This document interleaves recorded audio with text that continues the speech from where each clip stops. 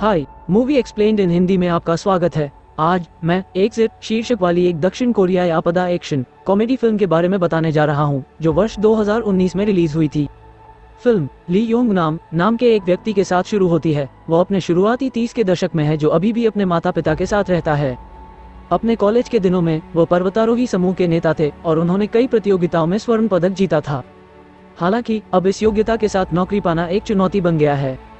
इससे कोई फर्क नहीं पड़ता कि वो कहाँ आवेदन करता है, उसे हमेशा खारिज कर दिया जाता है। योंग अपना अधिकांश दिन पार्कोर और कलाबाजी का अभ्यास करते हुए पार्क में बिताता है। वो सोचता है कि यह अच्छा है, लेकिन पूरा शहर उसे हारा हुआ मानता है। यहाँ तक कि उनका अपना भतीजा भी उनके आसपास नहीं रहना चाहता। घर में तो हालात और भी खराब है। योंग को उसके माता पिता और बड़ी बहन एक बच्चे की तरह मानते हैं। हालांकि वे उससे बहुत प्यार करते हैं, फिर भी वे उसे डांटने का कोई अवसर नहीं चूकते। योंग उन पर भी बहुत अधिक निर्भर है। एक बड़ा आदमी होने के बावजूद उसकी माँ अभी भी उसके बाल बनाती है। एक दिन परिवार उसकी माँ का 70वां जन्मदिन मनाने का फैसला करता है। चूंकि उनका घर एक पार्टी की मेजबानी करने के लिए बहुत छोटा है, योंग को एक स्थान खोजने का काम सौंपा जाता है। 2 बार सोचे बिना वो तुरंत शहर में स्थित एक 3 स्टार्स होटल क्लाउड गार्डन का सुझाव देता है। ऐसा इसलिए है क्योंकि योंग का कॉलेज प्रेमी और साथ ही पर्वतारोही सदस्य यूईजू वहाँ वाइस मैनेजर के रूप में काम करता है। तब दोनों अच्छे दोस्त हुआ करते थे, लेकिन उनकी आखिरी बार बात हुए 5 साल हो गए हैं। अगले दृश्य में योंग और उसका परिवार कपड़े पहने और कार्यक्रम स्थल की ओर चल पड़ा। एक बार जब वे पहुंच जाते हैं तो योंग पर उनके दूर के परिवार के सदस्य आ जाते हैं, जो ज्यादातर उनके कार्य जीवन के बारे में असहज प्रश्नों से उन पर बमबारी करते हैं। वे ये भी पूछते हैं कि क्या उसकी कोई प्रेमिका है, लेकिन योंग उन्हें अनदेखा कर देता है। थोड़ी देर के बाद जैसे ही केक काटने की रस्म शुरू होने वाली होती है, योंग अंत में अपने क्रश यूईजू को देखता है। जब वह उसे देखती है तो वह चौंकने का नाटक करता है। बाद में दोनों एक शांत क्षेत्र में जाते हैं, जहां यूईजू उसे फिर से देखकर अपनी खुशी व्यक्त करता है। वह पूछती है कि क्या वह जानता था कि वह यहाँ काम कर रही थी, लेकिन योंग इसे एक संयोग कहते हैं। उनके अनुसार उन्होंने गूगल पर इसकी अच्छी समीक्षाओं के कारण स्थान का चयन किया। ये पूछे जाने पर कि वह जीविकोपार्जन के लिए क्या करता है, योंग झूठ बोलता है कि वह एक $multi-million कंपनी का प्रबंधक है। कुछ ही समय बाद यूईजू को उसके प्रबंधक ने बुलाया, मिस्टर गू, जो सबसे पहले उसके उत्कृष्ट कार्य के लिए उसकी प्रशंसा करते हैं। लेकिन फिर वो उस पर गलत हरकत करना शुरू कर देता है। यूईजू को पता नहीं है कि उससे कैसे छुटकारा पाया जाए, क्योंकि होटल उसके पिता का है। अगर वो उसे अस्वीकार करती है तो उसे शायद नौकरी से निकाल दिया जाएगा। कहीं और शहर के सबसे भीड़भाड़ वाले हिस्से में एक बड़ा ट्रक रुक जाता है। तब चालक बाहर निकलता है और कई वाल्व खोलता है, जो बड़ी मात्रा में एक रहस्यमयी गैस छोड़ता है। दुर्भाग्य से गैस जहरीली हो जाती है और यह आसपास के लोगों को प्रभावित करना शुरू कर देती है। जल्द ही सैकड़ों लोग जमीन पर गिरने लगते हैं और कुछ की मौके पर ही मौत भी हो जाती है। जब लोग उस क्षेत्र से भागने की कोशिश करते हैं, घातक सड़क दुर्घटनाएं होती हैं, जिससे शहर पूरी तरह से अस्त व्यस्त हो जाता है। इस बीच क्लाउड गार्डन में लोग अभी भी इस बात से बेखबर हैं कि बाहर क्या हो रहा है। वे अपनी पूरी ऊर्जा के साथ नाचते और जश्न मनाते नजर आ रहे हैं।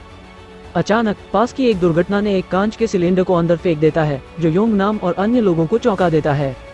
जैसे ही वे जांच करने के लिए बाहर भागते हैं, उन्हें अपने रास्ते में गैस की मोटी परत आती दिखाई देती है। सैकड़ों और हजारों लोग घटनास्थल से भाग रहे हैं, जिससे उन्हें आभास हो रहा है कि कुछ घातक आ रहा है।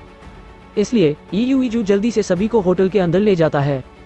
जबकि हर कोई बाध्य है, योंग रहने का फैसला करता है, क्योंकि उसकी बहन अपनी कार में अभी अभी आई है। वो तुरंत बाहर निकलने के लिए उस पर चिल्लाता है, लेकिन जब तक उसे पता चलता है कि क्या हो रहा है, तब तक बहुत देर हो चुकी होती है। गैस उसके पास पहुंच जाती है और वह गिर जाती है, इसलिए योंग को अपनी सांस रोककर उसे अंदर ले जाना पड़ता है। बहन किसी तरह बच गई, लेकिन उसका बुरी तरह से दम घुट रहा है और उसका पूरा शरीर घावों और चकत्तों से भर गया है।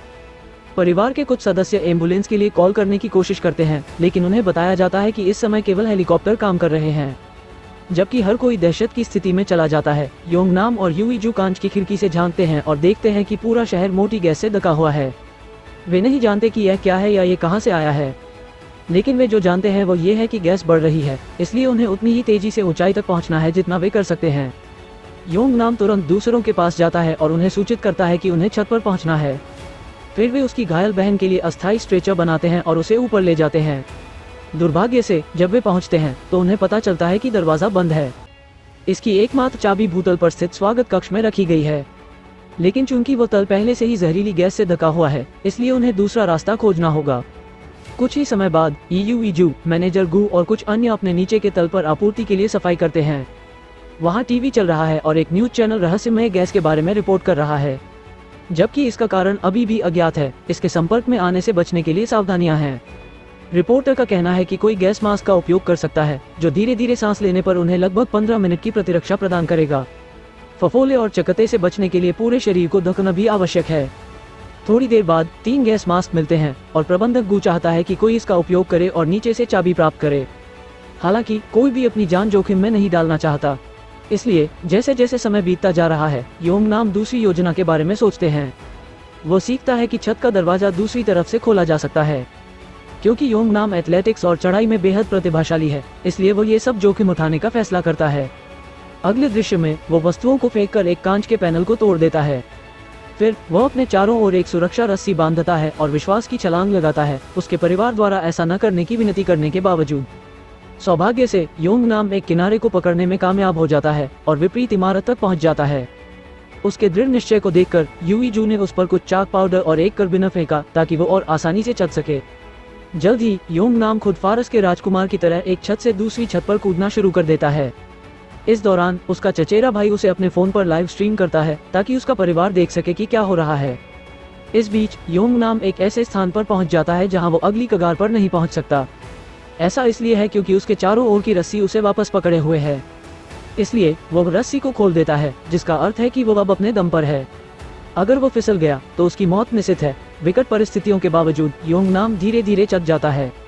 अंत में वो अंतिम चरण में पहुंच जाता है जहां उसे केवल इतना करना होता है कि वो स्वयं को ऊपर की ओर धकेलता है और शेर के सिर वाली मूर्ति को पकड़ लेता है। सबसे पहले ऐसा लगता है जैसे वो फिसलने वाला है, लेकिन फिर योंग नाम अपने शरीर में हर औंस ताकत का उपयोग करता है और अंत में खुद को ऊपर खींच लेता है। अब वो क्लाउड गार्डन की छत पर है। कुछ सेकंड आराम करने के बाद वह उठता है और दरवाजा खोलता है, अंत में अपने परिवार को अंदर आने देता है। इसके बाद परिवार पास के हेलीकॉप्टर का ध्यान आकर्षित करने की पूरी कोशिश करता है, लेकिन कोई फायदा नहीं हुआ। तभी यूई जू को एक विचार आता है। वो सुझाव देती है कि हर कोई एक एच बनाता है और SOS सिग्नल देने के लिए अपने फोन टैप करता है। इस बीच अपराधी जो इस सारी गड़बड़ी के लिए जिम्मेदार है, आखिरकार बेनकाब हो जाता है। ये पता चला है कि वो एक बड़ी बायोटेक्नोलॉजी कंपनी का सह संस्थापक है। वो प्रमुख वैज्ञानिक भी थे, लेकिन एक दिन अन्य शेयरधारकों ने अचानक उन्हें बाहर निकाल दिया। इस वजह से वो आदमी पागल हो गया और शहर को नुकसान पहुंचाने की योजना बनाने लगा। कई परीक्षणों के बाद वो इस जहरीली गैस के साथ समाप्त हो गया। अभी तक माना जाता है कि वो उसी गैस के कारण मरा था जिसे उसने शहर में छोड़ा था। वापस छत पर परिवार कई मिनट तक अपने फोन टैप कर रहा है, लेकिन हेलीकॉप्टर अभी भी उन्हें नोटिस नहीं कर रहा है। इससे यूई जू को एहसास होता है कि उनके मोबाइल फोन की रोशनी इतनी छोटी है कि उस पर ध्यान नहीं दिया जा सकता। इसलिए वो एक मंजिल से नीचे जाती है और होटल के बड़े विज्ञापन चिन्हों को झिलमिलाती है। योजना काम करती है और अंत में हेलीकॉप्टर का ध्यान खींचा जाता है। थोड़ी देर बाद मदद आती है और परिवार के सभी सदस्यों को एक एक करके करियर में लाद दिया जाता है। हालांकि जब योंग नाम और यूई जू की बारी आती है तो एक अलार्म बजना शुरू हो जाता है। ये दर्शाता है कि उन्होंने वजन सीमा पार कर ली है। इस वजह से दोनों पीछे रहने को मजबूर हैं और अगले हेलीकॉप्टर के आने का इंतजार करते हैं। लेकिन चूंकि गैस खतरनाक दर से उनके पास आ रही है, योंग नाम और यूई जू बचने का फैसला करते हैं। सबसे पहले वे उन 3 गैस मास्क को इकट्ठा करते हैं जो उन्हें पहले मिले थे और फिर अपने बैग में जितनी रस्सी बंद कर सकते हैं जमा कर लेते हैं। इसके बाद वे अपने पूरे शरीर को प्लास्टिक की थैलियों से ढक लेते हैं और सुरक्षित स्थान की तलाश में सड़कों पर निकल जाते हैं। थोड़ा इधर उधर भटकने के बाद वे एक इमारत की छत पर चढ़ जाते हैं। तभी उन्हें एहसास होता है कि वहां गैस पहले ही पहुंच चुकी है। घबराकर दोनों वापस सड़कों पर भागते हैं और अंत में एक इमारत तक पहुंचते हैं जो अभी भी गैस से सुरक्षित है। यह एक जिम बन जाता है जिसमें बहुत सारे उपकरण होते हैं। योंग नाम और यूई जू अपने क्षतिग्रस्त मास्क को फेंक देते हैं, थोड़ा पानी पीते हैं और फिर अपनी अगली योजना के लिए तैयार हो जाते हैं। चूंकि उनके सामने वाली इमारत कूदने के लिए बहुत दूर है, इसलिए उन्हें वहां रस्सी के सहारे जाना होगा। जल्द ही दोनों कुछ डंबल को रस्सी से जोड़ते हैं और उसे दूसरी बिल्डिंग की तरफ फेंक देते हैं। एक बार जब उन्हें लगता है कि ये दृढ़ और सुरक्षित है, तो यूई जू अपने हल्के वजन के कारण पहले जाने का फैसला करती है। ये कार्य चुनौतीपूर्ण है, लेकिन यूई जू एक पूर्व पर्वतारोही चैंपियन है, इसलिए वो बिना किसी हड़बड़ी के अगले भवन में चली जाती है। हालांकि जब योंग नाम की बारी आती है, धुआं धीरे धीरे उन तक पहुंचने लगता है। समय समाप्त हो रहा है और मृत्यु आसन प्रतीत हो रही है, लेकिन योंग नाम अपनी ताकत के आखिरी हिस्से का इस्तेमाल करता है और किसी तरह इसे पार कर लेता है। इस बीच अधिकारियों को पता चलता है कि पानी में हानिकारक धुएं को दूर करने की क्षमता है। वे तुरंत इस पर काम करना शुरू कर देते हैं, लेकिन पूरी चीज को खत्म करने में कुछ दिन लगेंगे। दूसरी ओर योंग नाम के चिंतित पिता जंग सू एक सुरक्षित स्थान पर पहुंचता है, जहां वो समाचार को कवर करने के लिए ड्रोन का उपयोग करते हुए 2 पत्रकारों को पाता है। यह महसूस करते हुए कि अपने बेटे को खोजने का यही एकमात्र तरीका हो सकता है, वो उन्हें एक अच्छी रकम का भुगतान करता है और उन्हें क्लाउड गार्डन के पास के क्षेत्र का निरीक्षण करने के लिए कहता है। कहीं और योंग नाम और यूई जू एक नए भवन में पहुंचते हैं जहां मनुष्यों के कई कटआउट मौजूद हैं। अचानक उन्होंने देखा कि बच्चों का एक समूह पास की एक इमारत में फंसा हुआ है जो मदद की गुहार लगा रहा है। वे असहाय प्रतीत होते हैं क्योंकि उनके चारों ओर के सभी दरवाजे बंद हैं। इसलिए दोनों पहले उनकी मदद करने का फैसला करता है। वे कटआउट का उपयोग करते हैं और यहाँ तक कि स्वयं भी एक बड़ा तीर बनाने के लिए जो फंसे हुए बच्चों की ओर इशारा करता है। सौभाग्य से योजना काम करती है। एक हेलीकॉप्टर बच्चों को देख लेता है और उन्हें बचा लेता है। चूंकि इमारत ऊंची और सुरक्षित प्रतीत होती है, योंग नाम और यूई जू अगले हेलीकॉप्टर की प्रतीक्षा करने का निर्णय लेते हैं, लेकिन तभी पास के एक गैस स्टेशन में विस्फोट हो जाता है। ये जहरीली गैस को वापस उनकी दिशा में फेंकता है, जिससे वे फिर से भागने पर मजबूर हो जाते हैं। यूई जू ने पास में एक बड़ा क्रेन टावर देखा और वो उस पर चढ़ने का सुझाव देती है। योंग नाम को यह विचार पसंद नहीं है, लेकिन चूंकि उसके पास कोई बेहतर विचार नहीं है, इसलिए वो सहमत हो जाता है। अगले दृश्य में दोनों फिर से एक चाल चल रही है। हैरानी की बात है कि जेंग सू ने जिस ड्रोन को किराए पर लिया था वो उन्हें ढूंढता है। वे हर जगह उनका पीछा करते हैं और यहाँ तक कि उनका सीधा प्रसारण भी करते हैं। इसके साथ ही पूरा देश इस दुस्साहसी पलायन को उत्साह के साथ देख रहा है। हर कोई उनकी बहादुरी और वीरता की तारीफ करता है। योंग नाम की माँ भी उसे एक इमारत से दूसरी इमारत में कूदते हुए देखती है और उसे लगभग दिल का दौरा पड़ जाता है। इस बीच दोनों एक ऊंची इमारत तक पहुंचते हैं जो क्रेन टावर के पास आखिरी इमारत है। दुर्भाग्यपूर्ण बात यह है कि उनके बीच का फासला बहुत ज्यादा है। अब जब जहरीली गैस उनके पास तीव्र गति से आ रही है तो मृत्यु आसन प्रतीत होती है। वे एक दूसरे को गले भी लगाते हैं और अंतिम अलविदा कहते हैं, लेकिन तभी एक भनभनाहट की आवाज उन्हें परेशान कर देती है। ये ड्रोन का झुंड है जो उनके बचाव के लिए आया है। ये पता चला है कि टेलीविजन पर उनके दुस्साहसिक पलायन को देखने के बाद शहर भर के कई नागरिकों ने उनकी मदद करने का फैसला किया है। इससे योंग नाम को नई उम्मीद मिलती है, इसलिए वो एक योजना लेकर आता है। वो एक ड्रोन को विपरीत इमारत के पाइप पर अपनी रस्सी लगाने का निर्देश देता है। इसके बाद दोनों रस्सी के दूसरे सिरे से खुद को बांध लेते हैं और बड़े टावर पर झूलने का प्रयास करते हैं। योजना बुरी तरह विफल हो जाती है और वे बीच में ही लटक जाते हैं। मामले को बदतर बनाने के लिए पाइप से जुड़ी रस्सी भी ढीली होने लगती है। ये यूई जू को एक अचानक निर्णय लेने के लिए मजबूर करता है, इसलिए वो एक सरौता पकड़ती है और रस्सी के एक छोर को काट देती है। योजना अगले भवन में झूलने की है, लेकिन दुर्भाग्य से दूसरे छोर पर रस्सी टूट जाती है। जैसा कि पूरा देश देख रहा है, दोनों घने धुएं में गिर गए। ऐसा लगता है कि उनकी मृत्यु हो गई। हर कोई जो उनकी धारा देख रहा है सदमे में रह जाता है। योंग नाम के माता पिता तबाह हो गए हैं और वे रोना बंद नहीं कर सकते। यहाँ तक कि बचाव हेलीकॉप्टर भी पीछे मुड़ता है और जाने की तैयारी करता है। लेकिन ठीक उसी समय पायलट ने क्रेन टावर पर एक छोटी सी चमक को जलते हुए देखा। करीब निरीक्षण करने पर वो देखता है कि योंग नाम और यूई जू अभी भी जीवित हैं। वे किसी तरह टावर तक पहुंचे और प्रिय जीवन पर लटके हुए हैं। अंतिम दृश्य में दोनों को बचा लिया जाता है और सुरक्षित स्थान पर वापस लाया जाता है, जहां अंत में योंग नाम अपने माता पिता के साथ फिर से मिल जाता है। हमेशा की तरह वे लापरवाह होने के लिए उसकी निंदा करते हैं, लेकिन उन्होंने जो बहादुरी दिखाई उस पर उन्हें गर्व भी है। इस बीच यूई जू अकेला होता है जब मैनेजर गू उसके पास आता है और उसके साथ फिर से फ्लर्ट करने की कोशिश करता है।